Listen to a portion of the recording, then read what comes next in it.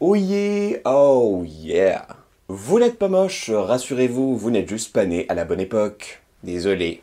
Bah on se rassure comme on peut, hein. Bon, blague à part, les standards de beauté comprenaient par là soit les critères physiques qui plaisaient à la majorité de la population, soit les critères qui étaient médiatisés comme tels, bah ça date pas d'hier. Dans l'histoire au global, il suffit de regarder les différentes représentations de l'être humain pour se rendre compte que certains attributs étaient privilégiés. Que ce soit le fait d'avoir des hanches bien larges, signe de fécondité dans les premières civilisations, le fait d'être bien musclé et sec dans l'Antiquité grecque, d'être complètement imberbe et cramé aux UV chez les Égyptiens, ou d'avoir le corps tatoué et percé de partout chez les Mayas, étaient autant de critères qu'il fallait avoir en un lieu étant donné si vous vouliez avoir un maximum de chances de pécho.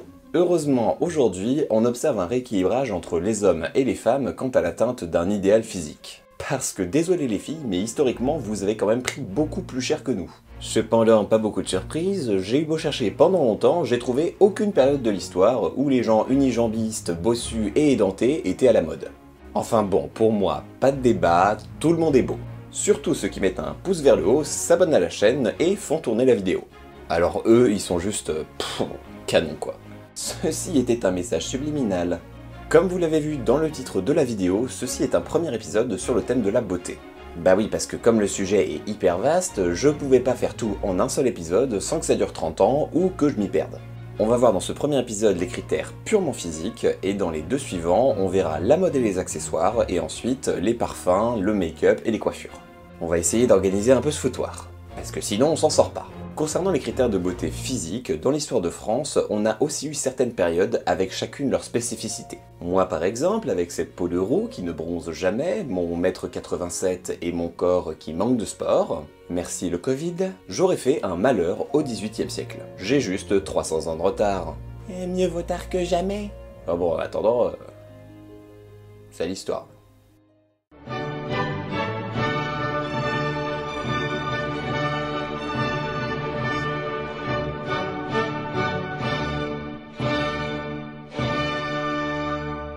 Ah oui, je précise qu'aujourd'hui je vais remonter que jusqu'au franc, parce que 1, j'ai un timing à tenir, et 2, avant ça, c'est soit des critères issus de l'Empire romain, soit des critères issus des Gaulois. Donc d'une part, l'Empire romain, c'est pas vraiment la France, et 2, les Gaulois, eh ben on sait pas grand chose sur eux. C'est un peuple hyper hétéroclite, ça veut dire qu'on a rassemblé plein de peuplades sous ce nom, et surtout c'est un peuple de tradition majoritairement orale, ça veut dire qu'on a peu d'écrits venant directement d'eux. L'écrit le plus souvent cité lorsqu'on parle des Gaulois, c'est la guerre des Gaules, écrit par Jules César. Et comme il a mis une grosse mandale aux Gaulois, je suis pas persuadé qu'il soit hyper objectif ni sur eux, ni sur leur beauté. J'ai gagné. Voilà. Et en plus, ils sapaient comme des ploucs. Donc on va éviter de faire semblant on sait des trucs, et on va se baser vraiment sur les faits. C'est pour ça qu'on commence avec les Francs à partir du 5e siècle. Chez les Francs mérovingiens puis carolingiens, les critères de beauté sont façonnés par les symboles. D'abord les cultes païens, puis la religion catholique sont venus régir ces standards de beauté. Sous l'ère mérovingienne, le critère de beauté principal est pour les hommes. Vous inquiétez pas mesdames, vous allez prendre cher juste après, donc profitez bien du moment. Dans les croyances franques, le pouvoir et la force résident dans les cheveux que l'homme se doit de porter long. D'ailleurs, le pouvoir symbolique et magique du chef, qu'on appelle le Mund, se transmet via la chevelure et de façon héréditaire. Les hommes devaient donc faire gaffe à leur veuche. Il fallait une super crinière L'Oréal bien longue et entretenue si vous vouliez être respecté. Plus c'est le cas, plus tu pèses dans le game, et plus ta position sociale est élevée. D'où le surnom de roi chevelu. Et hop, bim bim, ça part en roi des francs. C'est la classe, hein. Ça, c'est l'effet après 100 points, ça. Ça claque, hein. Bon, je vous laisse, je vais buter du Visigoth. À toutes. Par contre, ceux sur qui le déshonneur était tombé se faisaient tonsurer, signe ultime d'humiliation. Pour vous donner juste un exemple de à quel point c'était une obsession à l'époque, on peut citer Clotilde, la femme de Clovis. À la mort de Clovis, ses 3 fils se partagent le royaume. Manque de bol, un des 3 meurt rapidement au combat, laissant 3 héritiers. Ils sont recueillis par leur grand-mère, donc Clotilde, hein, si vous avez bien suivi. Comme l'esprit de famille c'est pas encore super développé dans la famille de Clovis, les 2 fils restants souhaitent éliminer leur neveu pour récupérer les terres de leur défunt frère. Ils proposent un dilemme alors super simple à Clotilde, soit on tond les héritiers, ce qui fait que du coup ils perdent leurs droits, soit on les tue. Alors déjà, pour le prix du tonton de l'année, bah c'est raté les gars. Et ensuite, je vous laisse deviner ce que Clotilde a choisi. Oui, 2 des 3 petits-enfants sont exécutés sur le champ et le 3e parvient à s'enfuir. Et pour votre culture G, ce 3e petit-enfant s'appelait Clodoald, il décida de rentrer en religion et il a été canonisé. Il est plus connu aujourd'hui sous le nom de Saint-Cloud. Waouh, encore un truc que vous n'aurez jamais l'occasion de ressortir à un dîner entre amis. De rien. Les critères de beauté chez la femme sont quant à eux régis notamment à l'époque carolingienne par les représentations de la Vierge Marie. La femme se doit donc d'avoir les traits fins et une poitrine arrondie mais tout en pudeur. La mise en valeur des icônes religieuses est donc la base des canons de beauté féminins. Encore un coup de l'église. Bah oui, mais à part prier et écrire la Bible, on n'a rien à foutre de nos journées. Du coup, on dit aux femmes à quoi elles doivent ressembler. Ça nous occupe. On se fait quand même bien. Bon, pour l'instant ça va encore, vous remarquez, on n'a pas encore une vision très arrêtée des critères de beauté. Du moins, c'est pas formalisé, c'est encore un peu flou. Mais ne vous inquiétez pas, ça va pas tarder à changer, et pas en bien. On fait un bond de quelques centaines d'années pour se retrouver au XIe siècle, début du Moyen-Âge. Et là, ça va sérieusement commencer à se gâter, surtout pour vous mesdames. Ah bah je vous avais prévenu, hein. Et attention, c'est hyper précis, hein. C'est pas genre juste avoir la peau blanche, non. Là, il y a toute une liste de courses, donc prenez des notes et respirez un grand coup. Et histoire de s'organiser, on va faire de haut en bas. On commence donc avec la tête. Les cheveux doivent être blonds, longs et tirés vers l'arrière du crâne. Le front doit être haut, genre très haut, hein, quitte à se l'épiler outrageusement. D'ailleurs, parenthèse beauté sur les techniques d'épilation, ça devait être vachement agréable puisque le truc qu'on se mettait sur le crâne pour se l'épiler était à base de sulfure, d'arsenic et de chaux vive. De chaux à vive. Mes hommages, le Moyen-Âge. C'était dit. Aujourd'hui, tuto beauté pour être au top pendant la peste noire. Hyper tendance. On s'épile le front. Pour cela, j'utilise sulfure de chez Arsenic. Je suis sûr c'est hyper bon pour les tifs en plus. Je sens que ça fait effet, hein. Ça pique un peu quand même, non? Bref, on continue.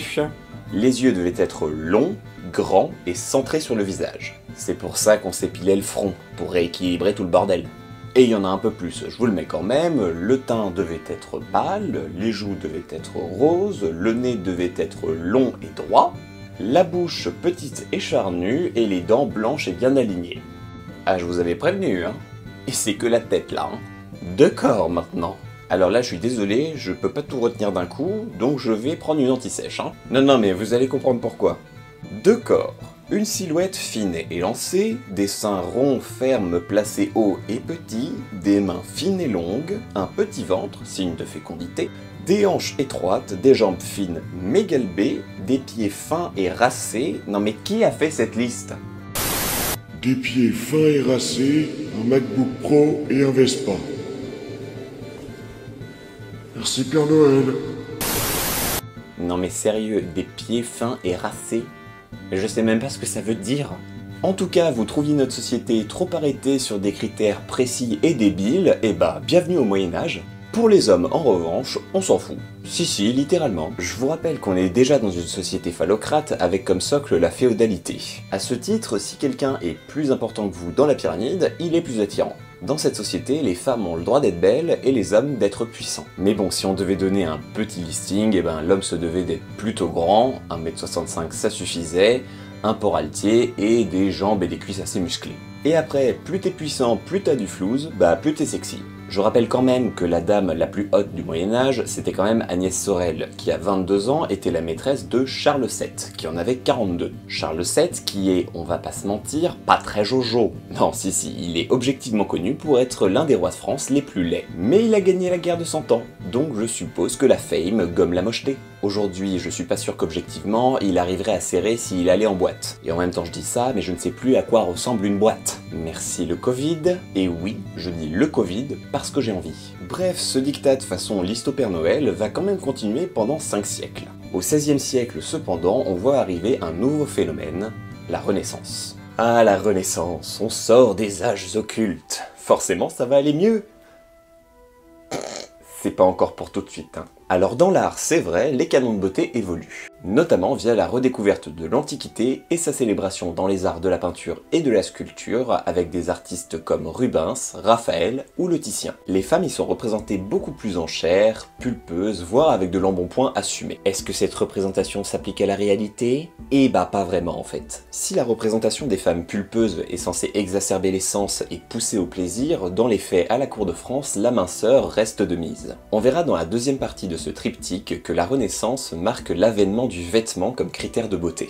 En effet, la beauté n'est plus seulement un corps, c'est aussi comment est-ce qu'on le met en valeur. Si au Moyen-Âge les tenues étaient relativement simples et droites, donc laissant peu de place à la triche, au XVIe siècle à la Renaissance, on commence déjà à carotter le système, notamment avec la démocratisation des corsets chez les femmes. Donc très concrètement, la femme peut être pulpeuse du moment que ça ne se voit pas. Car dans les faits, le diktat de la minceur est encore bien là.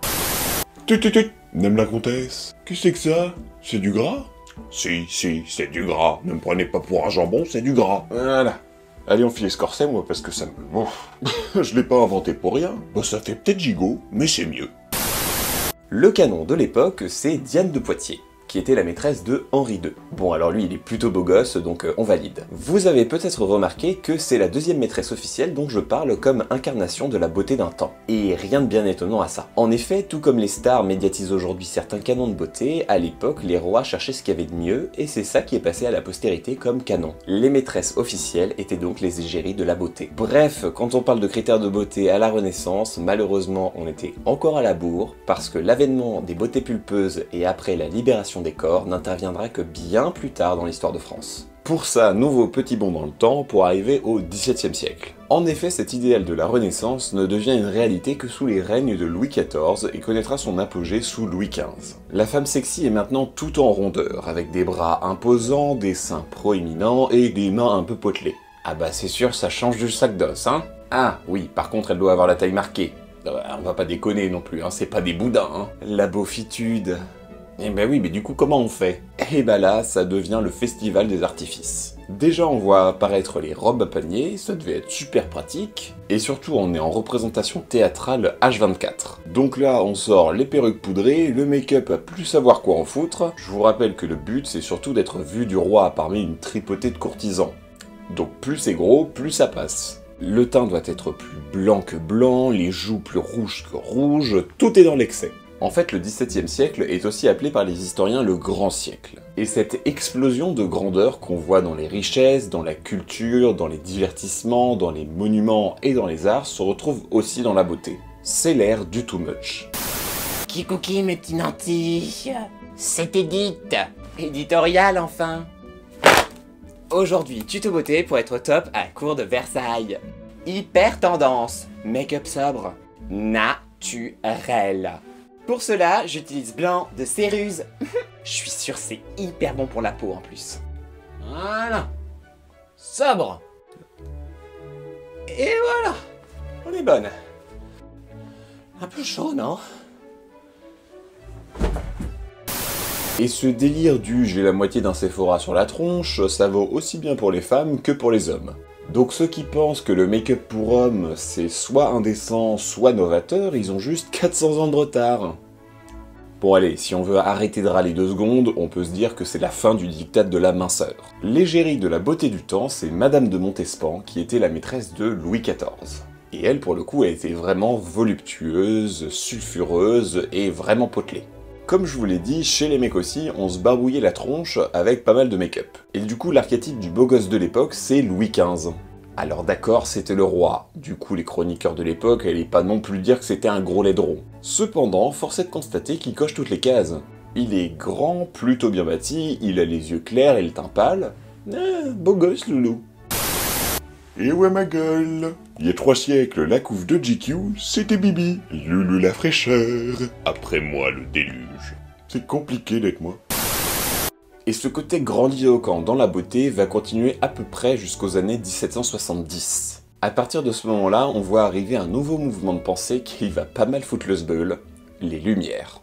Le mouvement des Lumières au global apparaît au milieu du XVIIIe siècle. Ce courant de pensée et la popularisation de leurs idées via des philosophes comme Voltaire ou Rousseau remet en question pas mal de principes moraux et sociaux, et la beauté n'échappe pas à ce process. Ils appellent en effet à la libération des corps. La beauté n'est plus seulement une liste de critères physiques, c'est surtout une façon de se comporter, ça devient un modèle social. La beauté devient un art de vivre, c'est plus seulement une liste au Père Noël. Exit les artifices et place au naturel. Bon alors on se calme, j'ai parlé de naturel, j'ai pas dit qu'on faisait bronzette ou qu'on faisait péter le compteur à kilos. On évite quand même le trop-plein d'embonpoint et on évite d'avoir la peau cramée. On demande juste un retour au naturel, donc on enlève le make-up et on enlève les corsets. On va dire que c'est déjà une amélioration. Paradoxalement, et contrairement à ce qu'on a tendance à penser, l'une des plus grandes ambassadrices de ce mouvement, notamment au niveau de la beauté, c'est Marie-Antoinette. Il suffit de regarder ces deux représentations de Marie-Antoinette par Élisabeth Vigée-Lebrun, sa portraitiste, pour se rendre compte de l'évolution de la mode et de sa mentalité par rapport à la beauté. D'ailleurs, cette seconde représentation, dans laquelle on la voit sans corset, sans froufrou et en chemise simple, a fait scandale à l'époque parce qu'on trouvait qu'elle se laissait pas mal aller. La beaufitude. Ce mouvement continue sous le Premier Empire avec Napoléon Ier puisqu'on redécouvre les idéaux de l'Antiquité. L'ère romaine est donc célébrée dans les arts, dans le mobilier et également dans les tenues qui deviennent beaucoup plus simples.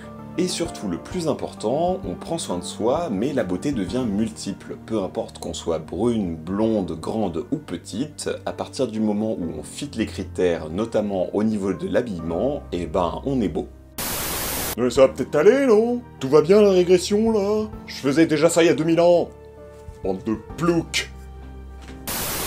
Et tant qu'on est sur cette lancée, on continue avec le 19e siècle et l'avènement du romantisme. Et la grosse nouveauté, on voit réapparaître des critères de beauté chez les hommes. On les avait presque oubliés. Bah oui, mais parce que comme la révolution est passée par là, il ne suffit plus d'être duc de machin chose pour être sexy. Les hommes doivent eux aussi fitter des critères de beauté. Alors on leur demande pas de ressembler à des statues grecques, un léger embonpoint étant même vu comme un signe de richesse. Cependant, les cheveux courts, une petite moustache ou des rouflaquettes de toute beauté sont de mise. L'homme doit désormais prendre soin de lui, c'est l'émergence des dandys. Alors pour le coup, on en parlera un petit peu plus dans le détail dans la deuxième partie sur la mode et les accessoires, car c'est surtout via ces moyens que l'homme est beau. En tout cas, depuis le 19e siècle, la pression est aussi sur les hommes quant à l'idéal de beauté. Et c'est tant mieux parce que quitte à ce qu'on soit tous esclaves d'un idéal à atteindre, autant que les hommes galèrent autant que les femmes. Et concernant les femmes justement, l'avènement du romantisme et sa popularisation via la littérature, le théâtre ou la sculpture voit apparaître deux canons de beauté différents complètement aux antipodes mais qui vont régir tout le 19e siècle. Ces deux idéaux sont l'épouse bourgeoise et la maîtresse muse. Et on commence avec l'épouse bourgeoise. Si vous êtes féministe, c'est juste un mauvais moment à passer. L'épouse bourgeoise est vertueuse, tout en forme, c'est la bonne petite femme au foyer. Elle s'occupe des enfants, elle fait la popote et elle se tait. La beaufitude. Eh bah oui, l'histoire c'est pas toujours Jojo. Physiquement, on a souvent tendance à la décrire comme petite et molle. Super sympa. Tu prenais cher quand t'étais petite bourgeoise, hein? Cet archétype est personnifié le plus souvent par la Castiglione. Alors la Castiglione, elle est pas du tout bourgeoise, c'est une comtesse et c'est la maîtresse de Napoléon III. Cependant, elle est passée à la postérité comme la représentation la plus crédible de ce qu'était la petite bourgeoise. Elle est un peu flasque, un peu triste, mais du coup, c'était ce qui était sexy à l'époque. Chacun son kiff. Et là, un peu de régression quand même, les femmes avaient tendance à reprendre les corsets et à se mettre des faux culs pour paraître plus amples. En fait, Kim Kardashian n'a rien inventé. À l'opposé du spectre de la beauté, on a la maîtresse muse. Alors le nom fait méga rêver, mais on va péter le rêve tout de suite. Les historiens parlent de maîtresse muse, moi j'aurais plutôt tendance à parler de dépressive rachitique. Les critères de beauté de cet archétype sont en effet une maigreur extrême, des cernes bleu-noir, les traits tirés, le teint blafard, les joues creusées... Ah mais c'est la fête! Une représentation de cette beauté romantique, c'est Camille Claudel, qui était la maîtresse de Rodin. Les deux étaient sculpteurs, donc il n'y avait pas de niveau hiérarchique entre eux, mais Camille Claudel est passée à la postérité comme modèle de la maîtresse muse. On s'en souvient en effet comme une femme malade d'amour, dépressive, romantique, mélancolique, mais du coup désirable. Vraiment, chacun son kiff. Alors, ça fait moins les malins, Entre la petite molle et le sac d'os dépressif, elle était pas si belle que ça, ma Vierge Marie, La prochaine fois, demandez-moi, je suis votre gars sûr. 15 siècles de beauté en 20 minutes, c'est chaud. Alors au global, qu'est-ce qu'on retient de tout ça? Qu'il est super intéressant de voir qu'au fur et à mesure de l'histoire, on a eu tendance dans un premier temps à préciser de plus en plus un idéal de beauté physique, puis à l'estomper au fur et à mesure du temps, en laissant la part belle à la beauté via les vêtements, le make-up, les accessoires ou juste à sa représentation sociale. On part d'un idéal religieux et spirituel, on l'ancre dans le réel, puis on l'estompe peu à peu. L'autre conclusion de tout ça, et c'est un peu flippant, c'est qu'on revient à un diktat du corps en lui-même. Si vous regardez bien aujourd'hui, il suffit plus d'être bien make-upé ou bien sapé pour être beau. Désolé de vous mettre devant la dure réalité, mais sous l'Ancien Régime, les salons de bronzage, les salles de muscu, ça n'existait pas. Et si on ne célébrait pas aujourd'hui des beautés beaucoup plus multiples qu'avant, on aurait juste 1500 ans de retard. Flippant. On va s'arrêter là pour cette première partie consacrée à la beauté corporelle. On aura l'occasion, comme je vous l'ai dit en introduction, de parler de mode et d'accessoires et de make-up et de parfum dans les épisodes suivants. Cependant, j'égrainerai un peu ces épisodes dans le temps parce que j'ai pas envie de parler que de beauté non plus. N'hésitez pas cependant à me dire dans les commentaires si ça vous intéresse et si l'épisode vous a plu.